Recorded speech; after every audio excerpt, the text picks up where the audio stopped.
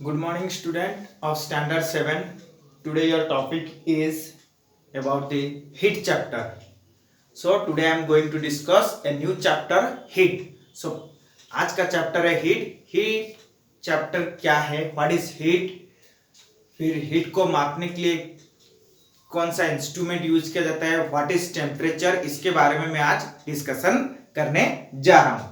So first of all देखिए, आप लोग को यहाँ पे लिखा गया है हीट. सो पहले हम लोग हीट के बारे में डिस्कशन करेंगे. What is heat? So heat का डेफिनेशन है the hotness and coldness of an object और बॉडी. एक बॉडी बाय एक सब्सटेंस जिसका हॉटनेस और कोल्डनेस को हम लोग क्या बोलते हैं, heat. So that is the definition of heat. यहाँ पे ऑलरेडी लिख चुका हूं. The hotness and coldness of an object और body is called heat. So what is heat? Heat चीज तो है क्या? Heat is the form of energy. So heat is the form of a energy. So energy मतलब क्या होता है? The capacity to do work. देखिए यहाँ पे लिखा हुआ है energy, the capacity to do work, जिसको यूज करके हम लोग एप्लीकेबल करके कुछ वर्क आउट करेंगे. सो दैट इज बोला जाएगा आप लोग का एनर्जी. जैसे मैं आप लोग को एक एग्जांपल देता हूं. जैसे आप लोग क्या करते हैं, वर्क करते हैं. जैसे वर्क करते हैं, चलते हैं, खेलते हैं, प्लेइंग करते हैं, everything you do your in daily life. So उसके लिए आप लोग क्या करते हैं, अपना बॉडी से एनर्जी प्रोवाइड करते हैं. सो एनर्जी यूटिलाइजेशन करके हम लोग कुछ वर्क करते हैं. जैसे आप लोग वॉकिंग करते हैं. सो वॉकिंग करते समय आप लोग का क्या होता है, बॉडी से एनर्जी यूटिलाइजेशन होता है. सो दैट मींस आप लोग का बॉडी में जो ग्लूकोज व जो स्टार्च रहता है, that is converted to energy and it that energy provided to do work. जो वर्क होता है, जो आउटपुट होता है आप लोग का, वॉकिंग एक तो आउटपुट होता है. सो हम लोग उसी हिसाब से अब उस तरीके से हीट एक तो फॉर्म ऑफ एनर्जी है. जैसे glucose is a form of energy जिसको आप लोग यूज करके आप लोग का वॉकिंग करते हैं, रनिंग करते हैं, इस टाइप का वर्कआउट करते हैं, उसी टाइप का heat is the form of energy. So heat energy को हम लोग यूज करके एक तो वर्क करेंगे, एक तो वर्क डन होगा.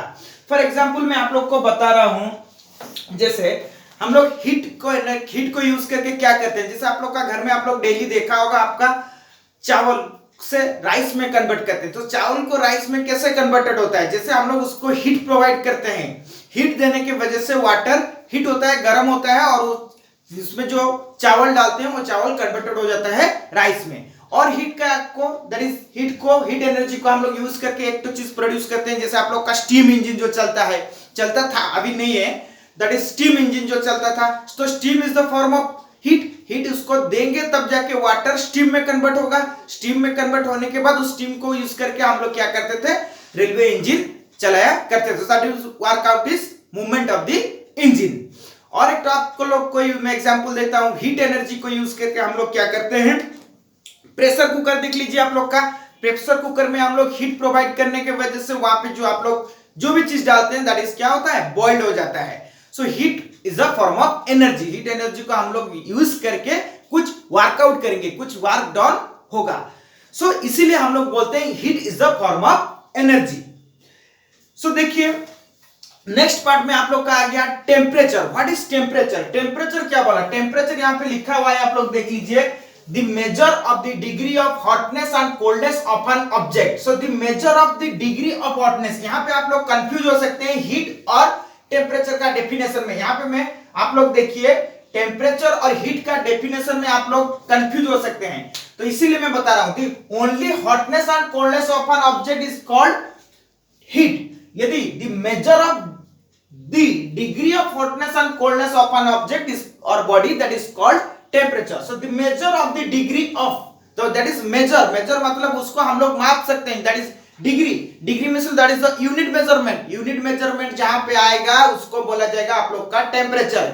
ओनली यदि बोला होगा the hotness and coldness of an object, that is बोला जाएगा only heat. The measure of degree बोला जाएगा, that is the measurement of unit. So that is बोला जाएगा आप लोग का टेम्परेचर. सो टेम्परेचर का डेफिनेशन आप लोग का क्या हुआ, the measure of degree of hotness and coldness of an object और बॉडी.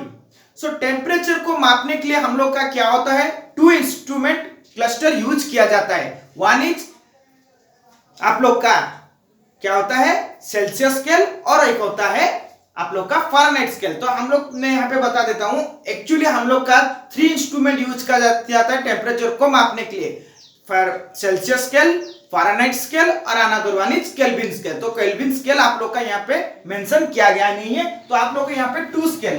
सो टेम्परेचर को हम लोग मापने के लिए 2 स्केल यूज करते हैं। कितना स्केल यहाँ पे तुम लोग का बुक का हिसाब से दिया है, 2 स्केल यूज करते हैं। सो 2 स्केल, एक one is Celsius, one is Celsius scale और अनदर वन इज आप लोग का Fahrenheit scale.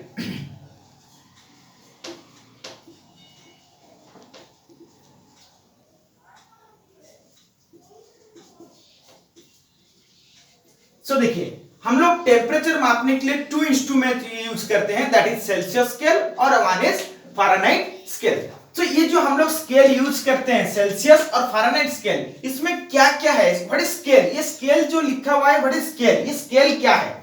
So measurement of scale में पहले आप लोग को स्केल ऑफ टेम्परेचर बता देता हूं, आप लोग ध्यान से देखिए। स्केल ऑफ टेम्परेचर में क्या क्या चीज है?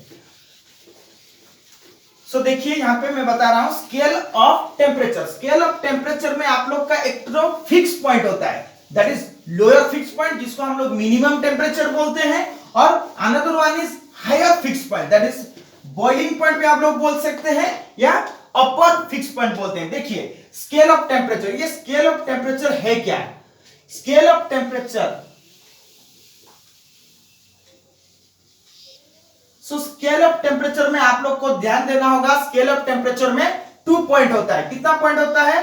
2 फिक्स पॉइंट होता है, उसको हम लोग बोलते हैं 2 फिक्स्ड पॉइंट। तो 2 फिक्स पॉइंट क्या होता है? First one is higher point बा बॉइलिंग पॉइंट उसको बोल सकते हैं, हायर फिक्स पॉइंट बा उसको आप लोग ऐसे भी बोल सकते हैं बॉइलिंग पॉइंट, और another one is lower fix point, जिसको आप लोग बोल सकते हैं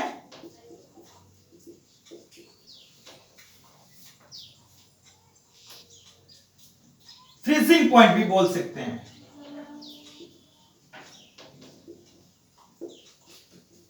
सो यहां पे इस टाइप का फिक्स पॉइंट 2 तो रहता है, हायर फिक्स पॉइंट बा उसको बॉइलिंग पॉइंट बोल सकते हैं, लोअर फिक्स पॉइंट बा उसको फ्रीजिंग पॉइंट बोल सकते हैं। स्केल ऑफ टेम्परेचर में ये दोनों पॉइंट रहता है। तो ये जो फिक्स पॉइंट होता है उसको हम लोग बोलते हैं बॉइलिंग पॉइंट। सो बॉइलिंग पॉइंट तक आप लोग का टेम्परेचर एब्जॉर्ब करेगा, देन उसके बाद जो पॉइंट आएगा, मतलब क्या बोला ना यहाँ पे 2 पॉइंट्स, इसके बारे में बता रहा हूं। फ्रीजिंग पॉइंट तो that is also lower fix point होता है। ये जो हम लोग का हायर फिक्स पॉइंट होता है, इसमें 2 पॉइंट होता है। क्या पॉइंट होता है ना? That is one is boiling point, the temperature at which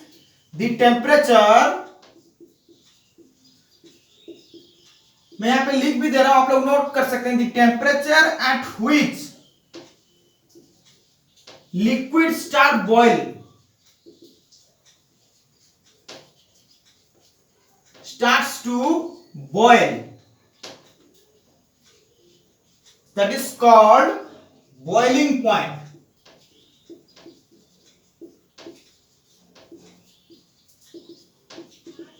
और सेकंड पॉइंट होता है मेल्टिंग पॉइंट। सो मेल्टिंग पॉइंट क्या होता है ना? द टेम्परेचर एट व्हिच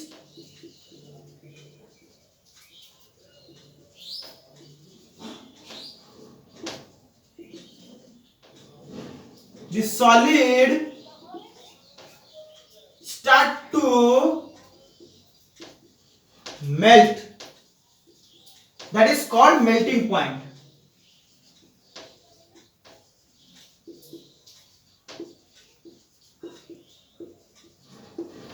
यही होता है 2 पॉइंट, जो हायर फिक्स पॉइंट होता है बॉइलिंग पॉइंट होता है, ये 2 भाग में बटा हुआ है। इसमें क्या होता है?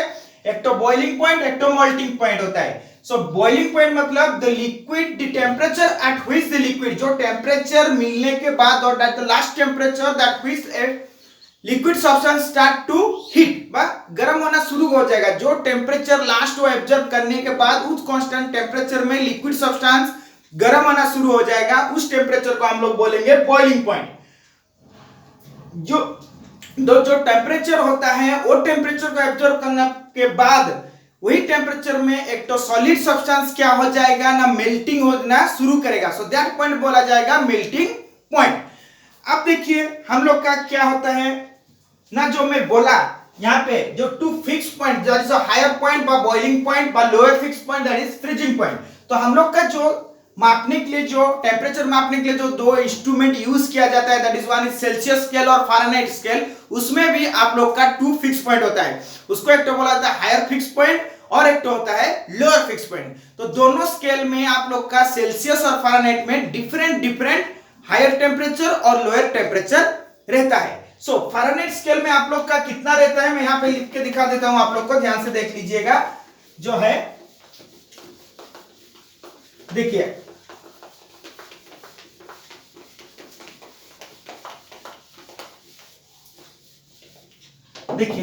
फर्स्ट आता है हम लोग का यहां पे एक तो सेल्सियस स्केल आता है और एक तो आता है फारेनहाइट स्केल।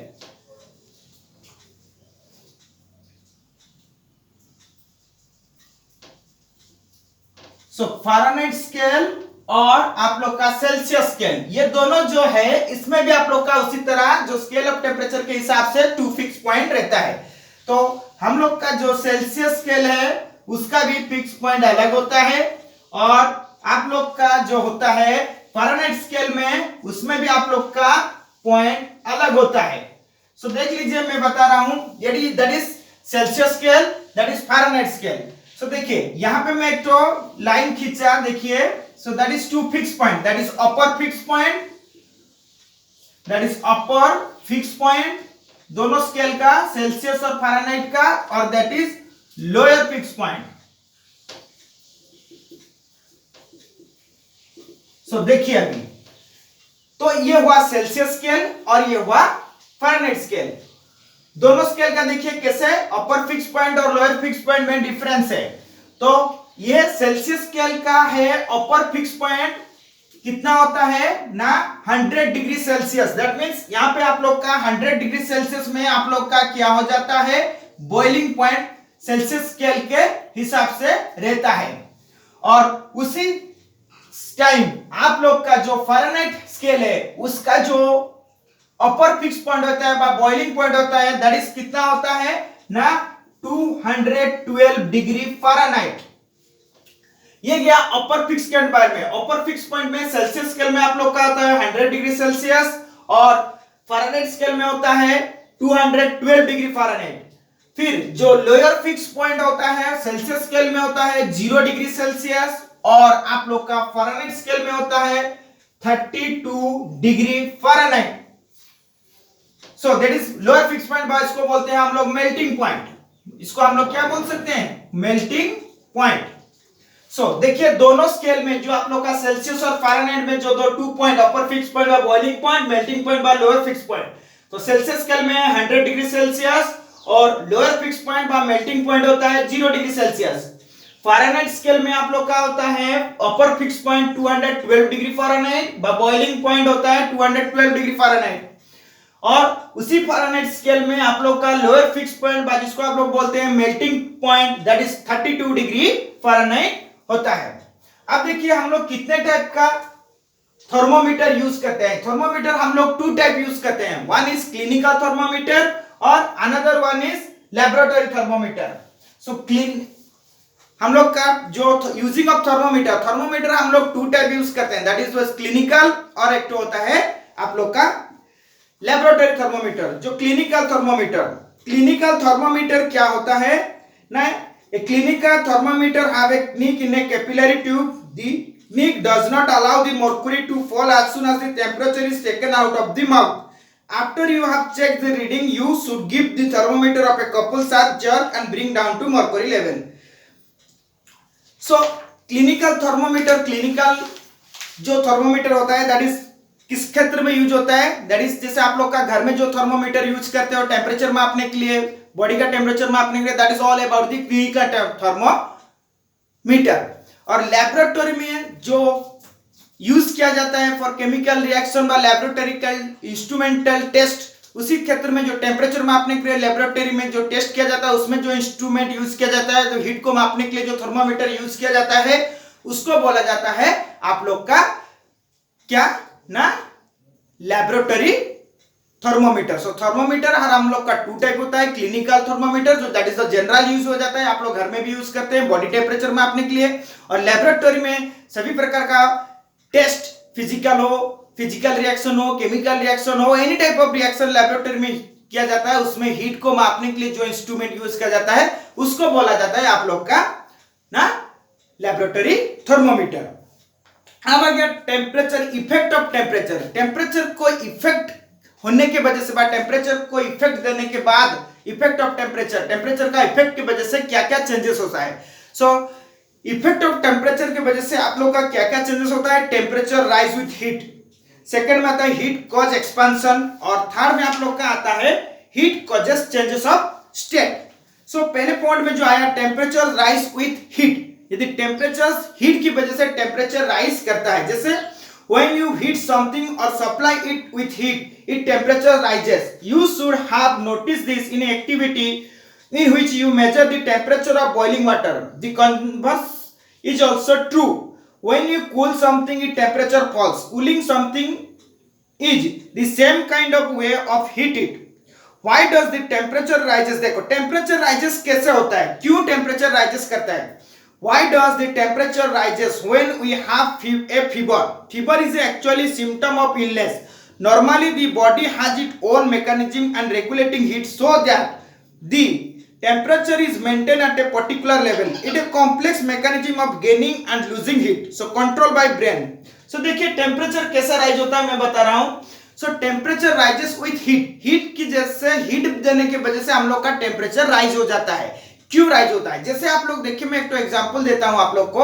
हम लोग का क्या होता है, वाटर, जो वाटर होता है, देखिए वाटर यदि नॉर्मल कंडीशन में रहता है तो वो ज्यादा हीट नहीं होता है, नॉर्मल जो वाटर का टेम्परेचर रहता है उसी टेम्परेचर में ये रहता है। जब हम लोग उसमें हीट देंगे, हीट देने की वजह से धीरे धीरे ये टेम्परेचर क्या करता है, ग्रो अप करता है। सो टेम्परेचर देने की वजह से, जो हीट देने की वजह से क्या होता है ना, वाटर का टेम्परेचर लेवल ग्रो कर जाता है। ये ग्रो करते करते आप लोग का कितना हो सकता है, Celsius, according to Celsius scale के हिसाब से यदि टेम्परेचर 100 डिग्री सेल्सियस हो गया तब ये वाटर बॉइलिंग शुरू हो जाएगा, गर्म होना शुरू हो जाएगा।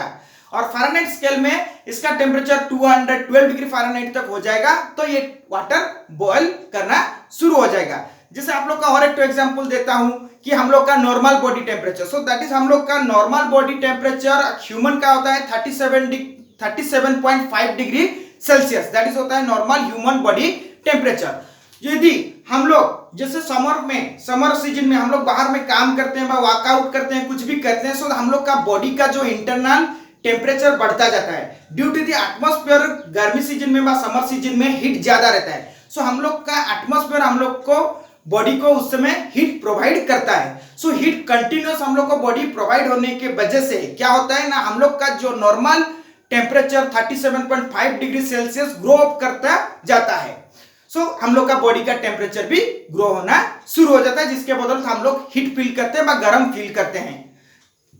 नेक्स्ट पॉइंट में क्या आ जाता है ना, हीट कॉजेस एक्सपांशन। हीट देने की वजह से एक्सपांशन करता है कुछ मटेरियल, सॉलिड मटेरियल को यदि कंटिन्यूस, हम लोग नॉर्मली छोटे क्लास में पढ़ाई किए होंगे कि हम लोग किसी सॉलिड मटेरियल को हीट करेंगे, सो दैट इज ये क्या करता है, एक्सपांड करता है, अपना साइज को थोड़ा एक्सपांड कर देता है। फॉर एग्जांपल मैं बता रहा हूं स्टील को यदि हम लोग कंटिन्यू हीट देंगे तो ये टेम्परेचर एब्जॉर्ब करता जाएगा और ये मटेरियल क्या करेगा, एक्सपांड थोड़ा करेगा। जैसे आप लोग रेलवे ट्रैक में देखे होंगे, दो रेलवे ट्रैक के बीच में थोड़ा हल्का सा 2 से 3 mm तक गैप दिया जाता है। उसका गैप देने की वजह से कारण क्या होता है, so railway track is made of iron material.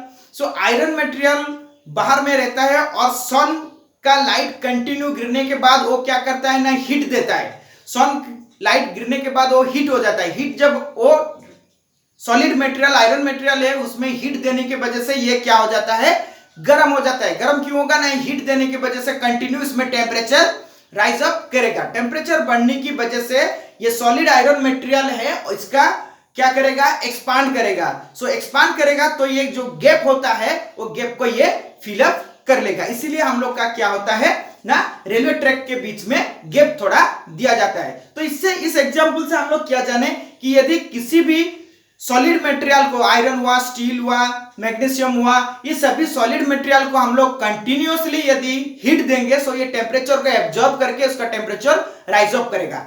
Solid material में टेम्परेचर राइज अप करेगा तो ये एक्सपांड करना शुरू हो जाएगा। आप लोग कमर्शियल में देखे होंगे, वो लोग क्या करेंगे, ना हीट करके गर्म करके आप लोग को आयरन को मार मार के उसको भी शार्पनेस भी किया जाता है।